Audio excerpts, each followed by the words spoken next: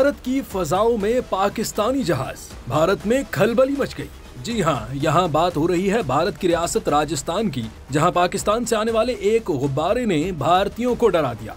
सब्ज और सफेद रंग के गुब्बारे नुमा जहाज ने जब वहाँ लैंडिंग की तो मकामी लोगों ने उसे देखकर फौरन पुलिस और बॉर्डर सिक्योरिटी फोर्सेस को इत्तला दी, जिस पर पुलिस ने वो इलाका सील कर दिया और गुब्बारे की भरपूर तलाशी ली गई। लेकिन वो महज एक गुब्बारा निकला और उसमें से किसी किस्म का बारूदी मवाद या कोई डिवाइस नहीं पाई गई। मकामी लोगों का कहना था पाकिस्तान से गुब्बारे मिलने का ये वाकया 35 रोज में तीसरी बार पेश आया है। इसके अलावा बॉर्डर के दोनों अतराफ ड्रोन्स के जरिए भी स्मगलिंग का इंकशाफ सामने आया था।